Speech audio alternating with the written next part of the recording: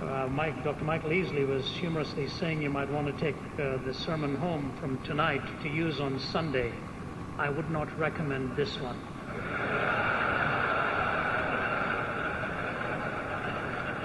Because I myself don't know where I'm headed with this. And actually, I'm quite sorry. I didn't know I'd replace the president for tonight. We're on to other meetings the rest of the week. I'd have been glad to wait another year to come and not take the place of the president on the opening night. But I have entitled this message, Questionable Answers. Questionable Answers. How the skeptics' answers still point to Jesus. That's the subtitle. The title is Questionable Answers, and the subtitle is How the Answers of the Skeptic Still Point to the Gospel of Jesus Christ. And hopefully by the time I have waded through this material, you will figure out why I gave it that rather enigmatic title. Let me begin with this little story. If you're familiar with it, you'll have to forgive me for it, but it's so masterfully done that it's really worth reading. It's about this country character who wanted to go into the pastorate, and so he went and applied to the denomination, and the superintendent and all of the committee met together to examine his doctrinal capacity and put to him a very simple question. Well, Sam, will you tell us the parable of the Good Samaritan? Yes, sir. I will, sir. Once there was this man traveling from Jerusalem to Jericho, and he fell among thorns, and the thorns sprung up and choked him. And as he went on, he didn't have any money. And he met the Queen of Sheba, and she gave him 1,000 talents of gold and 100 changes of raiment. And he got into a chariot and drove furiously. When he was driving under a big juniper tree, his hair caught on the limb of that tree. And he hung there many days, and the ravens brought him food to eat and water to drink. And he ate 5,000 loaves of bread and 2 fishes. One night when he was hanging there asleep, his wife Delilah come along and cut off his hair. And he dropped and fell on stony ground. But he got up and went on, and it began to rain, and it rained 40 days and 40 nights. And he hid himself in a cave and lived on locusts and wild honey. Then he went on till he met a servant who said, "Come take supper at my house." And he made excuse and said, "No, I won't. I have married a wife and I can't go." And the servant went out in the highways and the hedges and compelled him to come in. After supper, he went on and come on down to Jericho. And when he got there, he looked up and saw that old Queen Jezebel sitting down way up high in a window. And she laughed at him, and he say, "Throw her down out there." And they threw her down. And he said, "Throw her down again." And they throwed her down 70 times 7. And of the fragments that remained, they picked up 12 basketfuls, besides women and children. And they say, "Blessed are the peacemakers," P-I-E-C-E. Now, whose wife do you think she will be on the judgment day? You know, this guy had to know an awful lot of the Bible, but he sure got the question and the answers mixed up. One of my favorite writers from England, who spent most of his ministry in Australia and New Zealand, the famed F.W. Borum, talked about the time he was a student in his school days, and his mind used to wander depending upon the imaginative explanations of the professor. And in the geography class one day, the professor was waxing eloquent on Midwestern Canada, and he just checked out and started to think of taking a train journey in all of the mountains and the hills and the land that went from the Midwest to the far west and so on. And the teacher saw him sort of daydreaming, changed the subject, and suddenly switched the question and said, "What am I talking about?" And he looked at Borum and said, You answer me." Borum had lost him. The student sitting next to him scribbled the word Java. So Borum caught it to the corner of his eye and he answered, "Java." The teacher said, "The answer is right. Now would you tell me what the question was?" Isn't it interesting how sometimes we can give a whole plethora of answers, answer after answer after answer to life's most foundational questions, and don't often connect with the questions that we are raising. Some of you may have heard me raise this whole issue on the tragedy of the tsunami. I remember speaking at Penn State University when a student shot up out of his chair, came up to the front and said, "Where was God during the tsunami crisis?" And I looked at the student and I said, "May I ask you a few questions before I answer you?" "Who is asking the question?" I said. "Who is asking the question?" The scientific naturalist is not asking that, because the scientist is sort of puzzled by it all, with the animal world knowing better than the human world long before the tsunami hit. In fact, hours before it came ashore, the animals had already gone to high ground. And if the idea was the survival of the fittest, then how come the lesser knew more than the greater in order to preserve themselves? So the scientific naturalist is not asking it. The philosophical naturalist is not asking it, because the philosophical naturalist does not assume a moral frame of reference on which to frame his questions. If he raises the question based on a moral assumption, how can he posit a moral assumption in an amoral universe? So the philosophical naturalist is not asking it. The Hindu is not asking it because it's karma. The Buddhist is not asking it, it's karma. The Muslim is not asking it, it's inshallah. So the philosophical naturalist is not asking it, the scientific naturalist is not asking it, the Hindu is not asking it, the Buddhist is not asking it, the Muslim is not asking it. I said the only one who legitimately even raises the question is the one who subscribes to the Judeo-Christian worldview. I said, is that your worldview? See, God not only gives us answers to our questions, He legitimizes our questions. And what happens in a world where we give answers to some of life's deepest questions, many times with the skeptic there is a disconnect. His questions assume a moral framework which a naturalist cannot assume, for nature is read in tooth and claw. But as soon as he starts giving his own answers, there is an amputation from that worldview, and he finds himself sort of hanging all of his answers with his feet firmly planted in midair. What I want to do tonight, ladies and gentlemen, is present to you 4 answers that the skeptic gives, which unwittingly point to the answers of Jesus Christ within the context of the gospel. And please bear with me, I will promise to justify it as the evening wears on and as this message unfolds. The first that the skeptic deals with in terms of his own answers is the whole issue of the reality of evil. You know, when the word was first used by Ronald Reagan years ago in a public speech talking about the evil empire, you recall how there was some kind of a revulsion in the hearts and minds of the media. How can you talk about an evil empire? Then more recently, when President Bush talked about the axis of evil, there was again a recoiling within the hearts and minds of the listeners. What is evil? Who defines evil? If you walk today through the ruins of East Berlin, where the wall once stood that separated East from West, and walk through the rubble there now, it is called, in a certain portion of it, where the Chancellery once stood and where the Gestapo offices once stood, it is now called the topography of terror.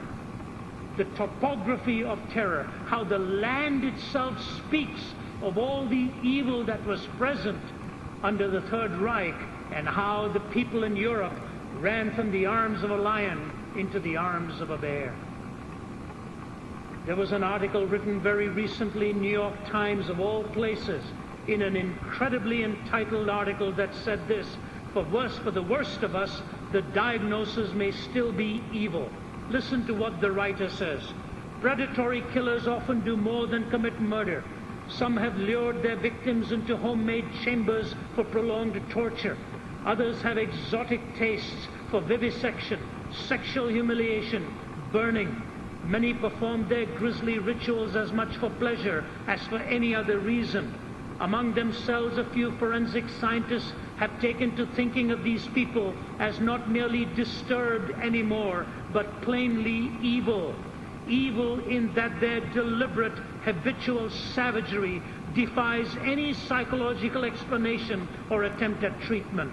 Most psychiatrists assiduously like to avoid the word evil, contending that its use would precipitate a dangerous slide from clinical to moral judgment that could put people on death row unnecessarily and obscure the understanding of violent criminals.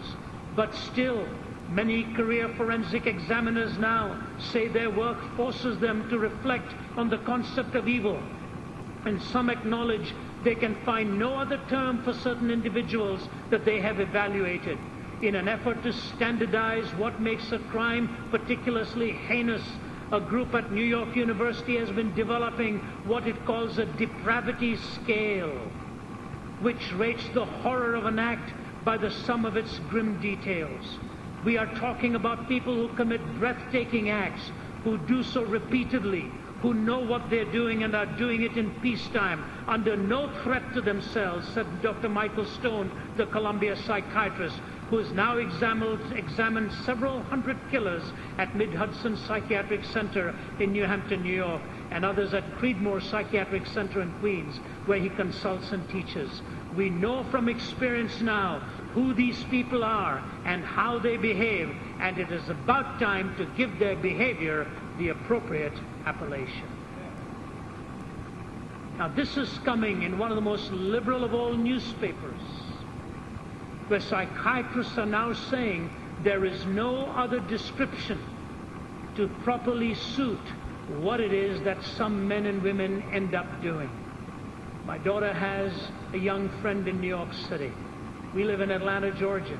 My daughter goes once a month to New York to work at Times Square Church, to work with women victimized in prostitution and in all of the sex trafficking industry there. And one of her close friends, a young gal her own age, was just walking home the other night a few weeks ago.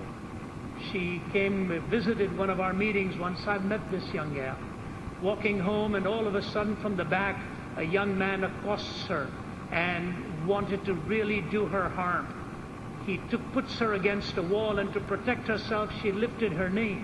He says, "That's what you want to play with, do you?"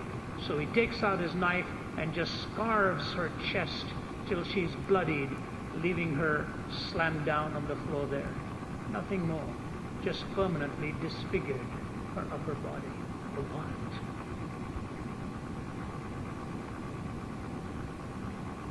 Is this not evil? You know, I'm writing my newest book on the Great Conversation series. Even worked on it for 2 hours this morning. So I was flying in here. And it is the conversation, an imaginary conversation of Jesus talks to Hitler. And I walked through the halls of Nuremberg, sat in the courtroom where the trials were held of the Nazi judges and the Nazi leadership.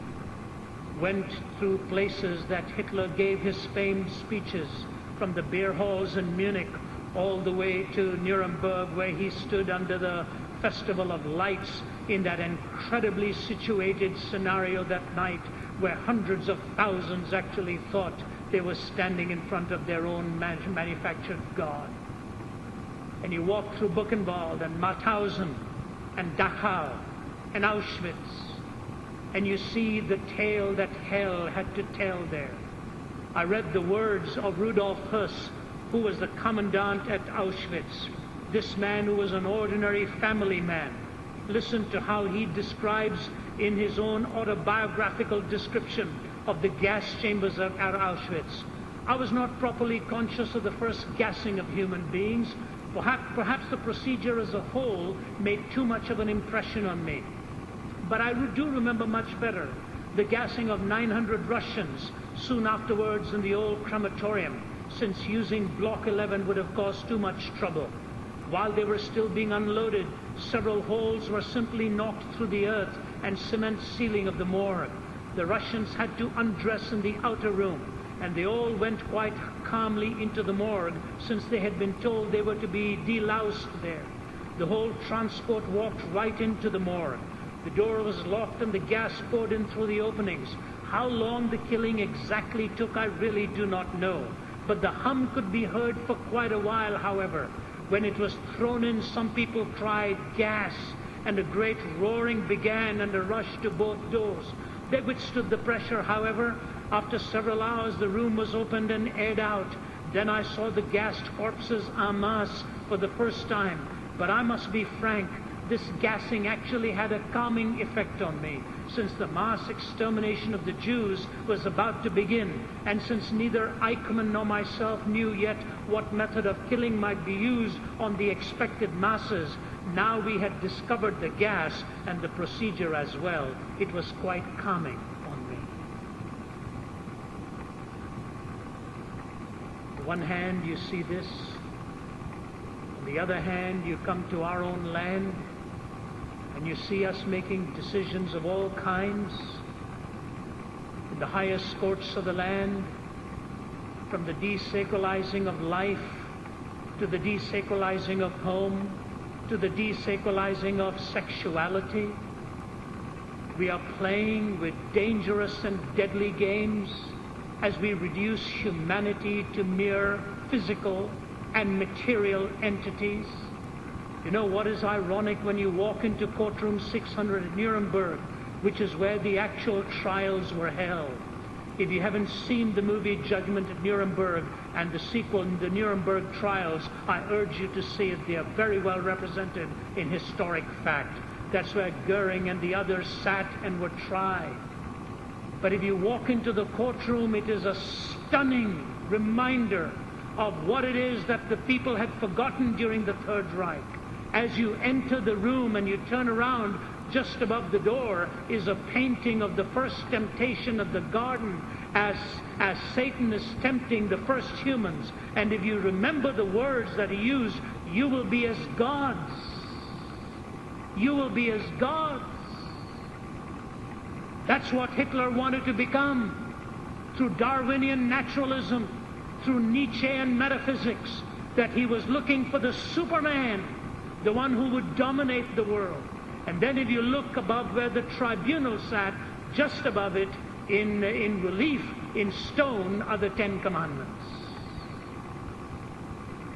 The men and women had known what that painting hinted at, and what the Ten Commandments were reminders of. The Holocaust would never have happened.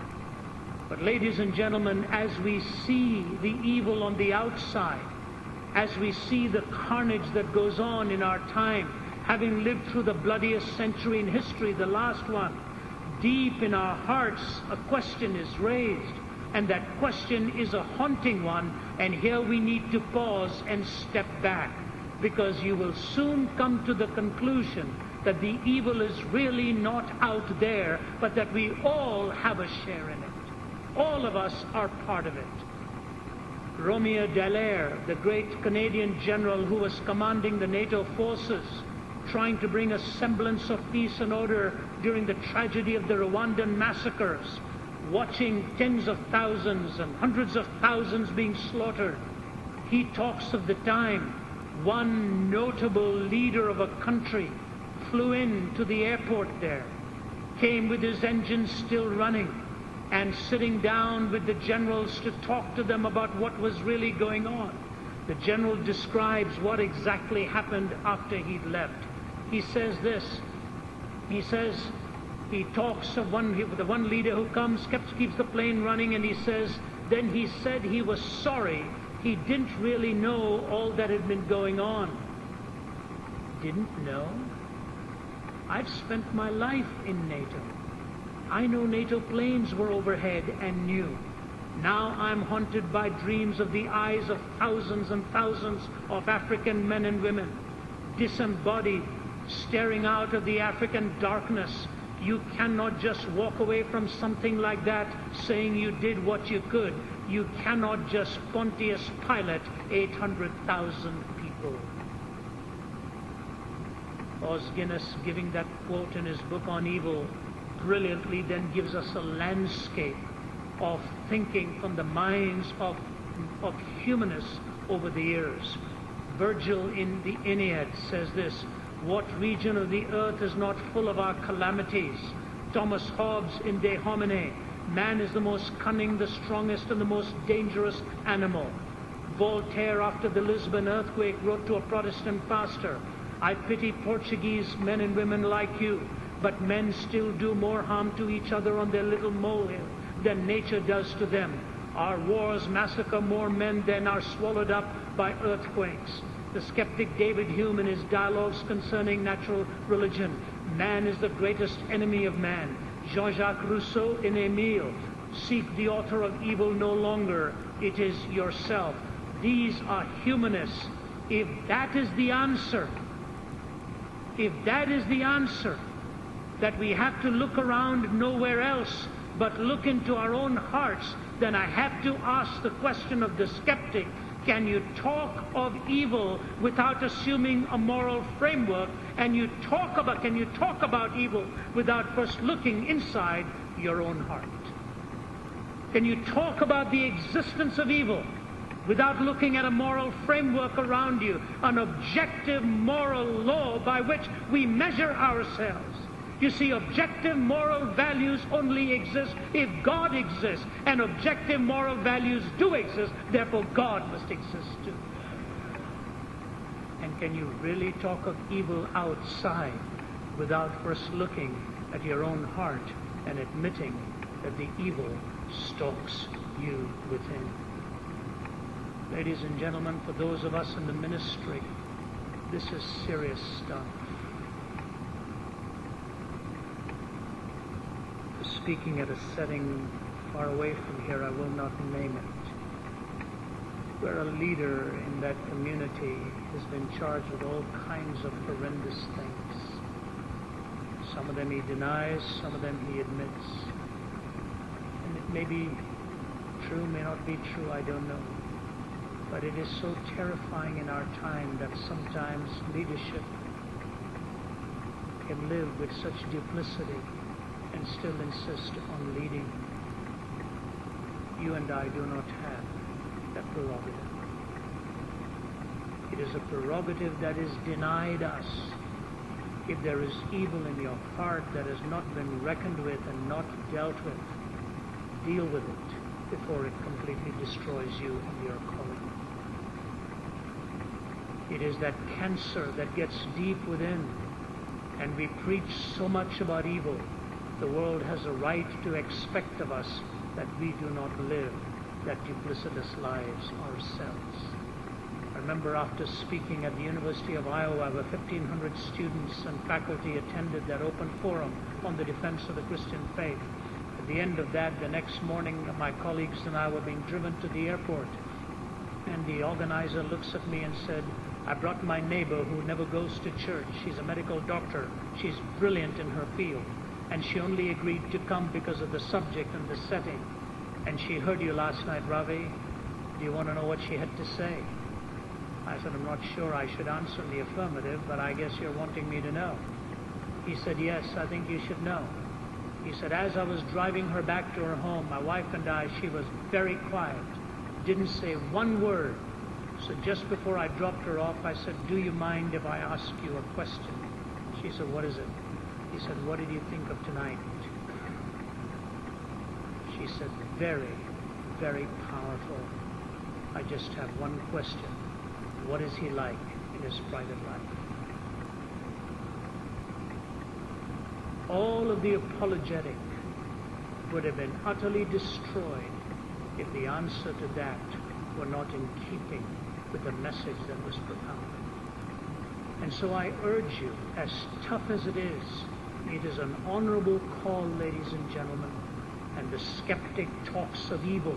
And my question to the skeptic is this: can you talk of evil without assuming a moral framework? And can you talk of evil without first seeing it inside the human heart? The second thing the skeptic talks about is the thing called justice. We always pine for it, don't we? We always clamor for it. We long for it. One of our comedians, Tim Allen, recently had a great, funny one line. He says, "I want you all to know that I really feel much safer in America now. He said, now that we've got Martha Stewart behind bars, he said, I really feel much safer now. He said, Zarqawi and bin Laden are still running loose. He said, Kobe still got away and walked away free. But the one woman in America who was willing to do cooking and laundry, we haul off and put behind bars, he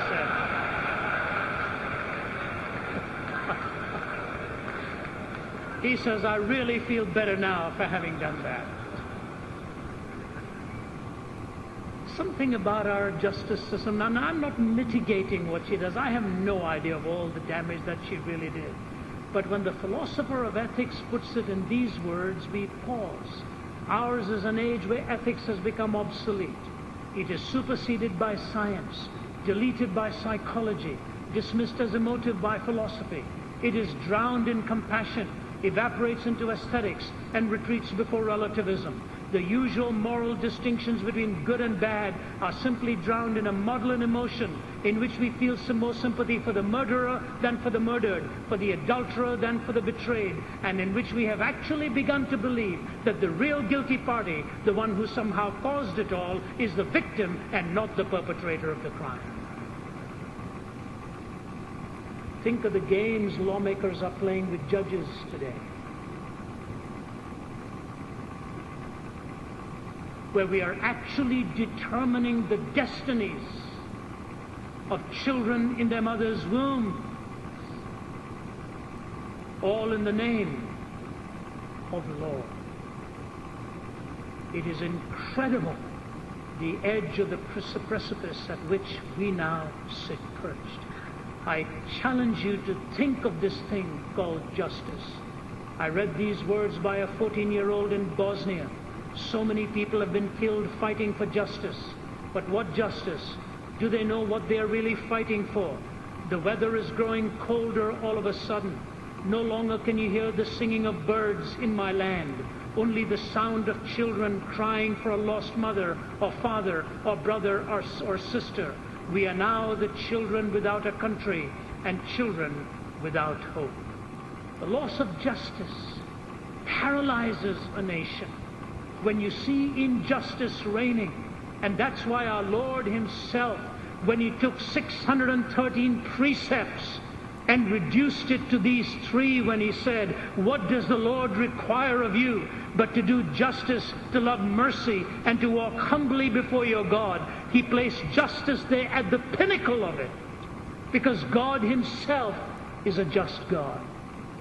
The philosopher Aristotle put it in these words. Listen very carefully, please. Justice alone of the virtues is that taught to be that of another's good, because it is related to our neighbor.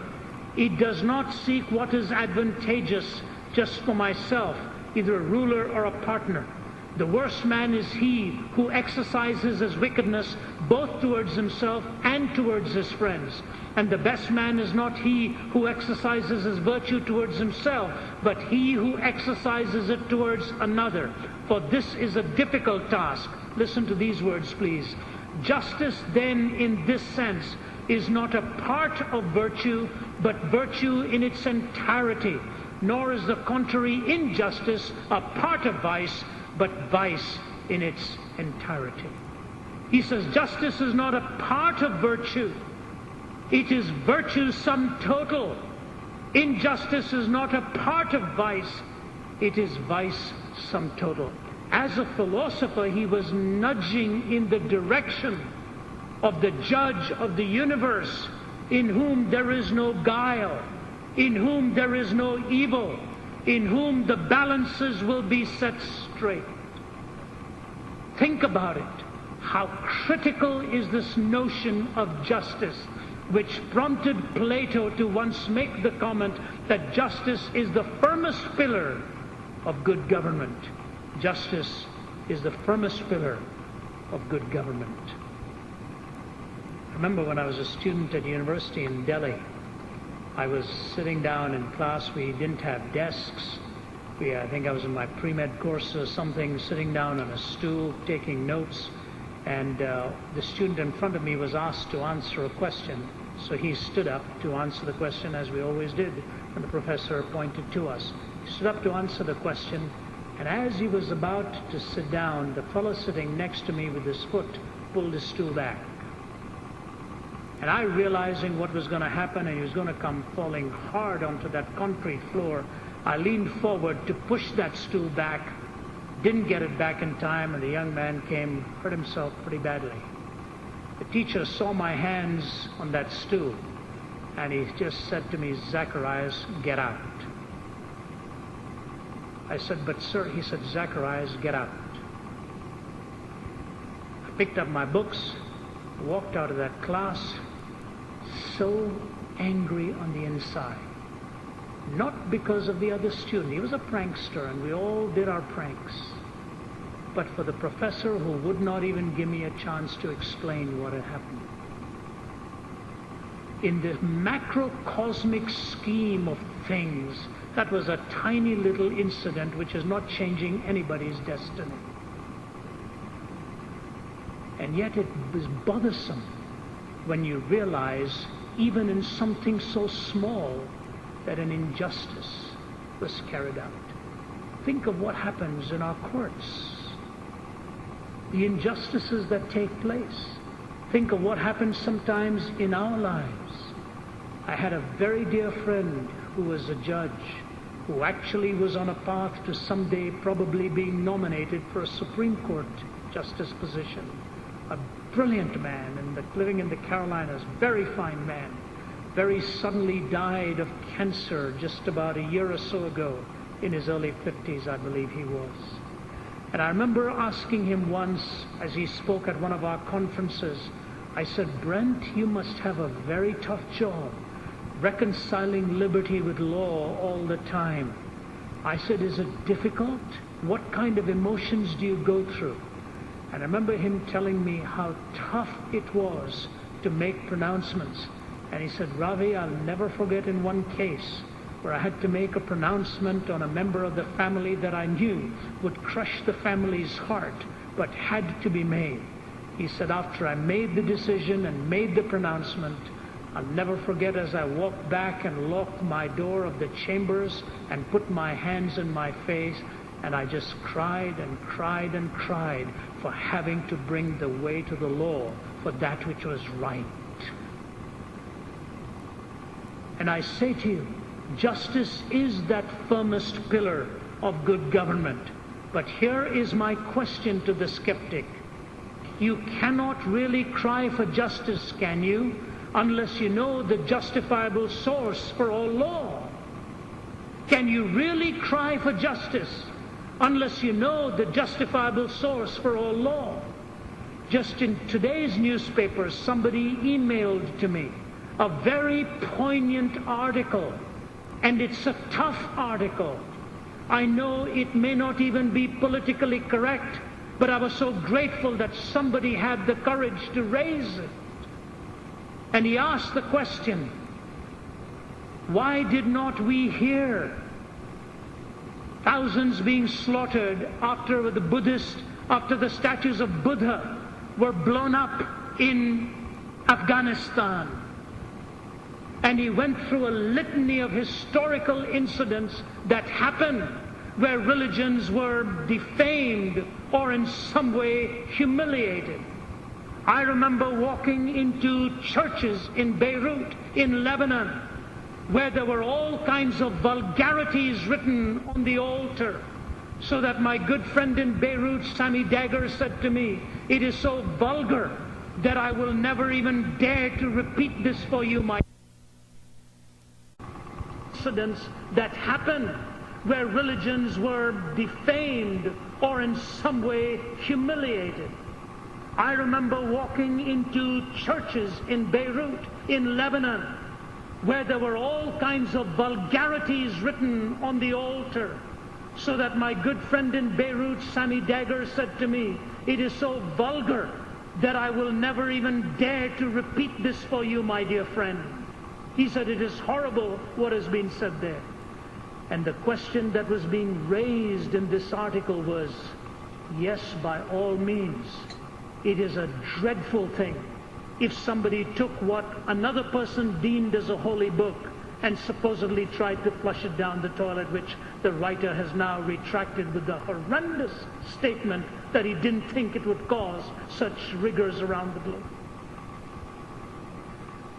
Horrible thing to have done if it had indeed been done, which has now been denied. But if that is the case, where are the voices when the name of the Lord is blasphemed, when the Bible is abused, when the Bible is so often treated with disrespect in the halls of the academy by intellectual cowards?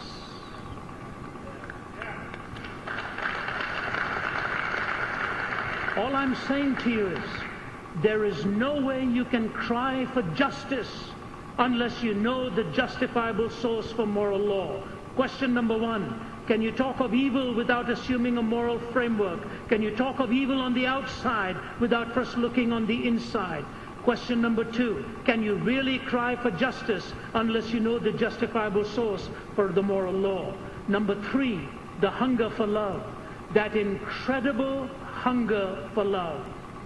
The theme of the poet, the theme of the philosopher, the theme of the musician, the theme of the movie maker, the theme of the dramatist, the hunger and the longing for love that satisfies the yearning of the intimacy of your very soul. You know, my wife and I, a month ago, celebrated 33 years of marriage. And I want you to know, I crisscross around this globe.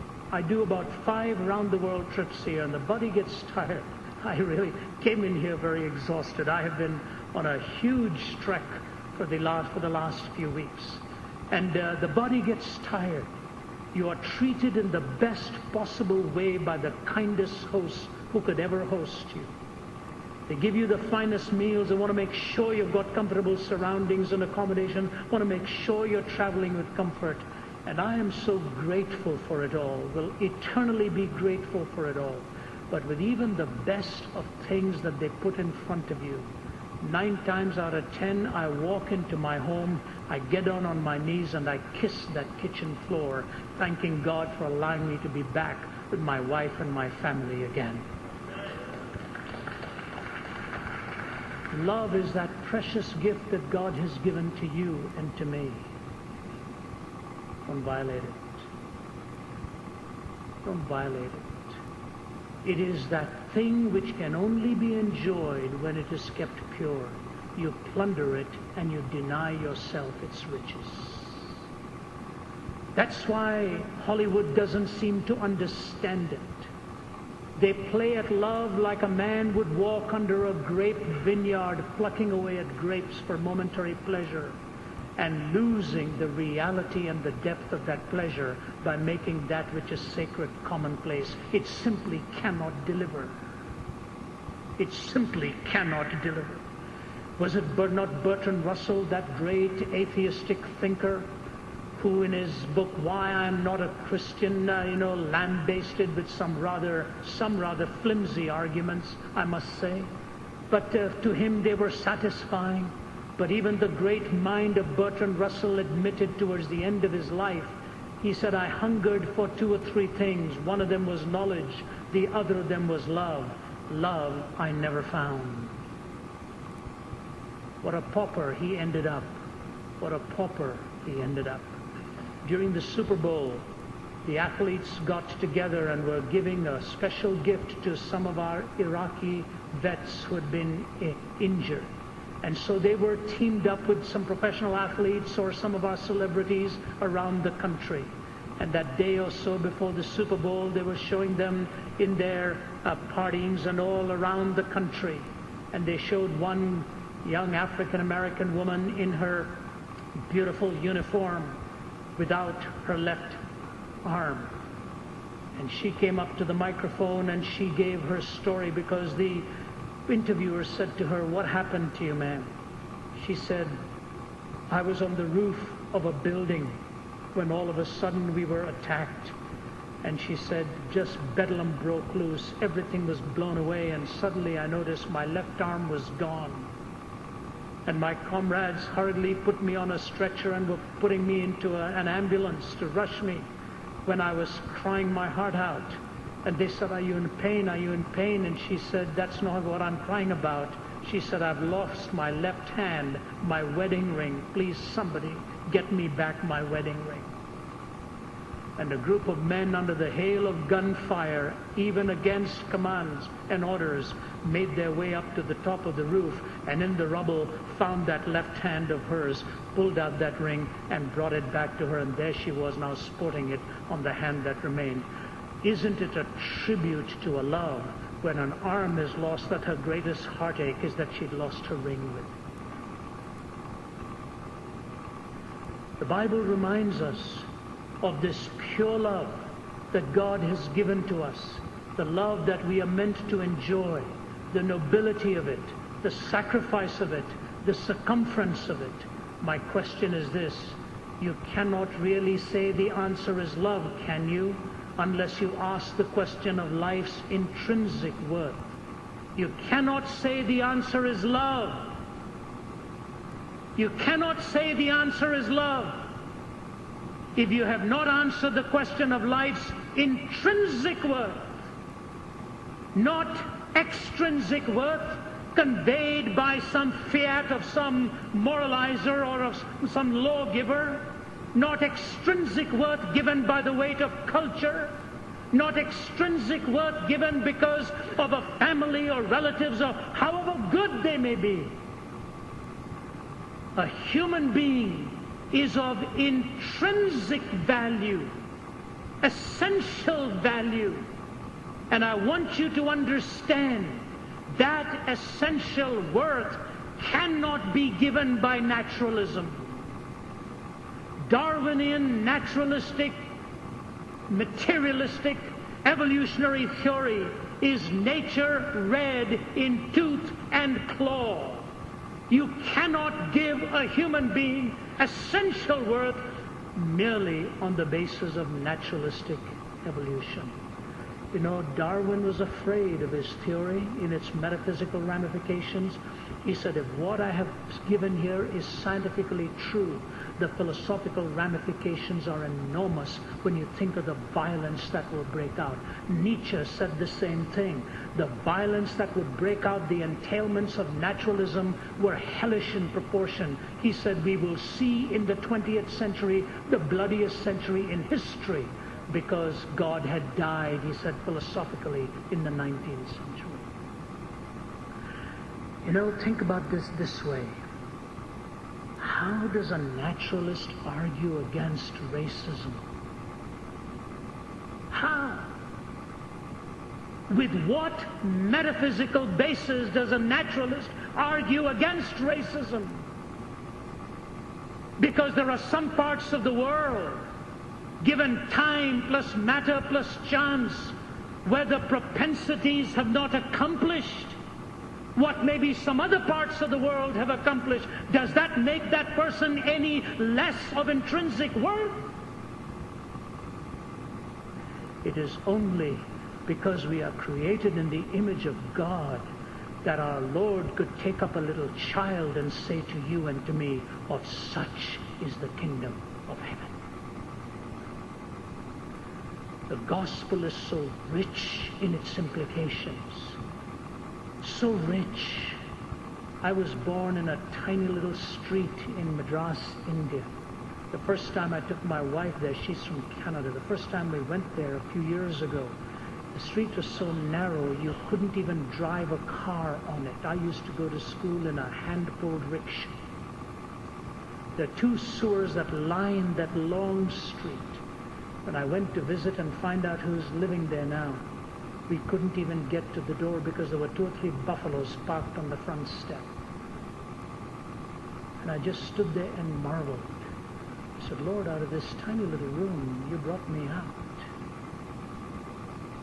And I just watched the little boys and girls running on that street, and I said, I wonder what plan God has for these little ones out here. It's nothing in you.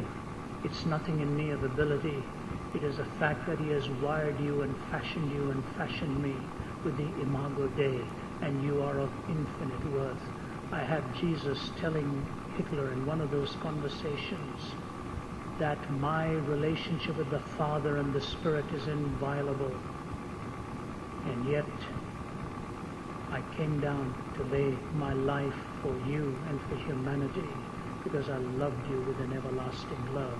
And you defamed the image of God in millions of men and women because you never knew who I was.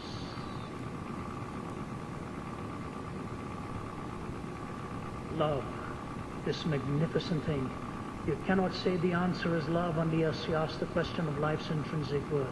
Number one, you cannot talk of evil without assuming a moral framework and locating it in the heart of man. Number two, you cannot cry for justice unless you know the justifiable source for all moral law. Number three, you cannot say the answer is love unless you ask the question of life, intrinsic worth. And number four is this extraordinary thing that we call forgiveness. This extraordinary thing that we call forgiveness. Do you know that in Buddhism and Hinduism there is no forgiveness? You pay. That's what karma and reincarnation are all about. You pay. You pay. You pay. There's a Hindu gentleman who lived near my home. 1 year he came to my house every day, every week, once a week. Come, 2-3 hours, 2-3 hours, 2-3 hours. A very successful businessman. It took a year for him to understand the gospel and give his life, and his wife together in our home gave their lives to Jesus Christ. And this whole thing called karma began to rattle him. That's where I found the sore spot in his life. He would say, you know, if I go to a bank, the bank manager will tell me how much I owe. He said, imagine being born and not knowing how much you owe. He said, I didn't know what I owed from my previous life. He said, nobody knows. And what did I owe in my first birth? And these were the questions that were haunting him. So it is that for the concept of forgiveness is not as readily grasped in those worldviews. And the same in any other major religion you talk about. But in the Christian faith, you see the knowledge and the reality of forgiveness where Christ offers that. He talks to that woman taken in adultery. Where are your accusers, he says to her. And then he says, neither do I condemn thee. Go and sin no more.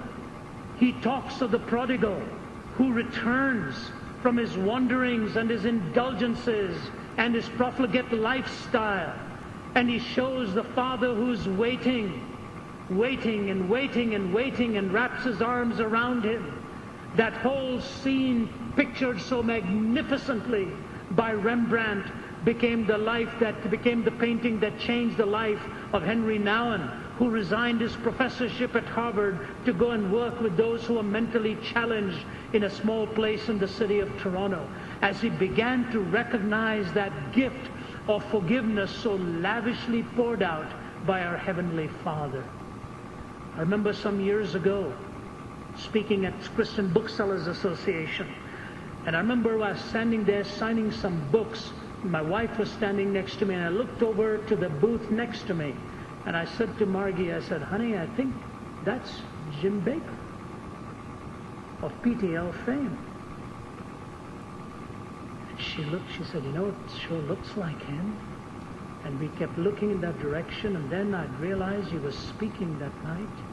Do you know he was standing there alone? Not a person standing in front of him. Because I recall in the years before going, when in his own words he would probably tell you this more eloquently than I would. He would sit upon a gold chair, almost like unto a throne, as people would come and pay their homage to a man who had succeeded so much in what he was doing across television screen. But sadder days had come. An imprisonment had taken place, and life had suddenly taken a painful turn.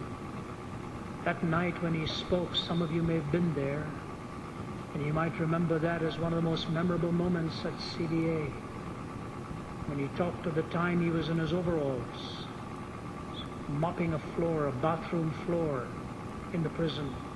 And somebody came to him and said, "There's a visitor here to see you." He said, "I don't want to see anybody right now." They said, "I think you want to see this one. I think you want to see this man." He looked at himself with all the water from the floor sloshed all over him. He was going to change. He said, "No, this is what's become of me." With his rubber gloves and all and his overalls, water all over him, he walks into the room where the visitor was waiting. And as he walked there, to his utter shock, he is looking to the face of Billy Graham.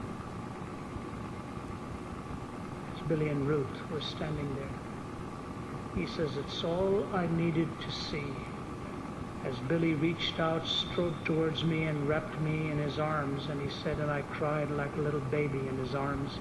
He said, and it dawned on me as he had his arms around me that I was the symbol of all that was dishonest and deceitful as a minister.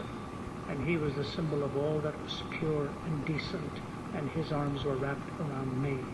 Ladies and gentlemen, if an earthly man can bring you that kind of consolation of soul, think of being enveloped in the very arms of our Lord, who says, "Well done," and forgives you and me and covers us with his very own blood.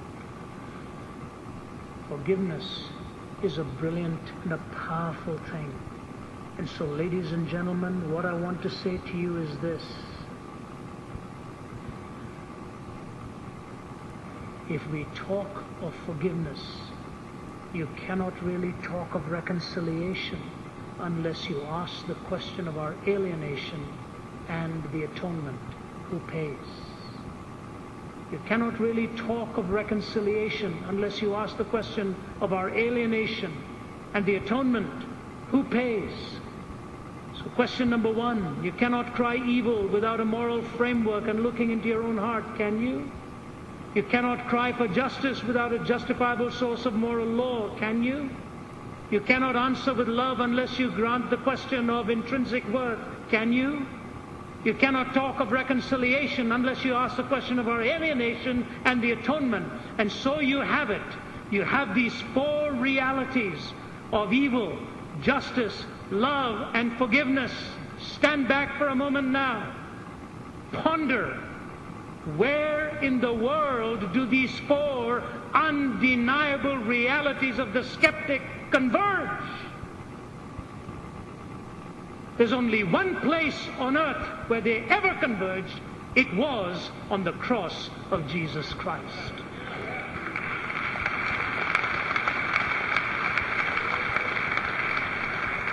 And so I say to you, can you raise these four undeniable realities as a skeptic without answering the question, why did Jesus have to die? The Lord is so wise and so merciful. And that's why the Apostle Paul tells us, where is the wise man? Where is the scholar? Where is the philosopher of the age? For the foolishness of God is wiser than the wisdom of men, and the weakness of God is stronger than the strength of men. Sandwiched between those two verses, he tells the Corinthian church that he preached Christ crucified, the power of God unto salvation. And he goes on in that next chapter to say, I have resolved to know nothing amongst men save Jesus Christ and him crucified. May I bring this to a close, please? You know, when it takes Mel Gibson 14 years to come to terms with the cross before he put it onto a screen, you have to respect a man who tried to understand what it was all about. When you think of the mark of the Gospel of Mark, where over 30% of that gospel is dedicated to the last week of our Lord's earthly sojourn here, we must pay due attention to what the cross of Jesus Christ and the suffering of Christ is all about. The famed missionary E. Stanley Jones, who went to India, I had the privilege as a brand new Christian hearing him once when he was in his 80s. He talked always, I understand, for about an hour or two without a single scrap of paper in front of him. People like Mahatma Gandhi and Pandit Nehru and all would listen to him teach. And there he taught that night in his senior years at the YMCA in New Delhi to a packed auditorium. I knew of who he was. I had not read anything he had written. I was a teenager. I remember going home that night and wishing so much I could buy his books. I didn't have any money, but the years came where I picked up his books, The Christ of the Round Table, The Christ of the Indian Road, and now a new one on his life has been written about living with the kingdom ethic, as it were. And E. Stanley Jones tells of this noted Hindu man in government to whom he'd been talking of Christ, and the man said, I understand a lot of what you say. I still do not understand the cross. I still do not understand the cross and its need. And Jones tried every way to explain it to him. He couldn't buy it. And then one day he fell into sin. Dark, dark sin. Had betrayed the trust of his wife and his family. And now he couldn't get it out of his head. It burned within him like a fire eating away in his soul. And as it tormented this man with a conscience, he didn't know where to go. He didn't know where to turn. It ate him up on the inside, he said. Night and day, he had no respite. Only another karmic reoccurrence in life awaited him. And then, as if to add insult to injury, he kept pondering how could his wife have just forgiven him when he confessed it? And how did it not torment her the way it ought to have? Until he came home early one day, so unable to continue his day's work at what he'd done. He walked into the bedroom and threw his briefcase, only to notice that his wife was on her knees by the bed begging God to help her to truly forgive him and to forget what it was that had happened. Then he understood there was only one place big enough for him, and that was the cross. Remember that poem? He came to my desk with a quivering lip. The lesson was done. Have you a new sheet for me, dear teacher? I've spoiled this one. I took his sheet all soiled and blotted, gave him a new one all unspotted, and into his tired heart I cried, do better now, my child. I went to the throne with a trembling heart. The day was done. Have you a new day for me, dear master? I've spoiled this one. He took my day all soiled and spotted, gave me a new one all unspotted, and into my tired heart he cried, do better now, my child. G.K. Chesterton, in his Everlasting Man, which became the turning point of C.S. Lewis's conversion, says this: life is a great game of noughts and crosses. The knot, the circle, represents the basic monotony of life. The most eloquent symbol on a pagan temple was a serpent with the tail in its mouth, a complete circle. Ah, but for the Christian, you must put the cross inside the knot. The four extremities of the cross will pierce the knot. Life is full of knots and crosses. You either go with it in a circularity and redundancy, or you put the cross into that knot as it pierces the four extremities. May I suggest to you that evil, justice, love, and forgiveness are the four extremities that are pierced to turn the knot of life into understanding the cross of Jesus Christ. Martin Luther put these words, and with this I close. He wrote to a friend, I was lately looking out of my window, and I saw the stars in the heavens and God's great beautiful arch over my head.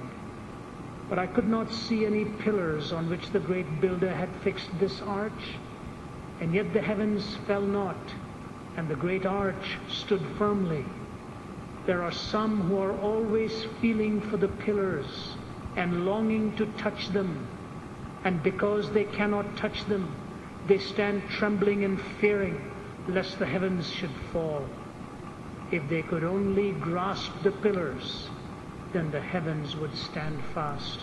Ladies and gentlemen, may I suggest to you, it is the cross that holds our answers in search of heaven on earth. It is the cross that provides the pillars on which our metaphysics stands, on which evil is understood, on which justice is represented, on which love is expressed, and on which forgiveness is offered. Questionable answers, how the skeptic's questions and how the skeptic's answers point to the person of Jesus Christ.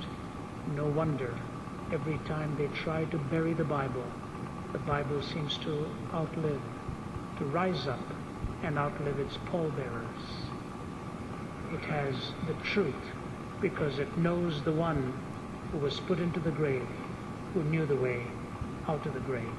And I suggest to you that the cross ought still to be the centerpiece of your preaching and mine, for it gives the greatest answers to the greatest questions. God bless you.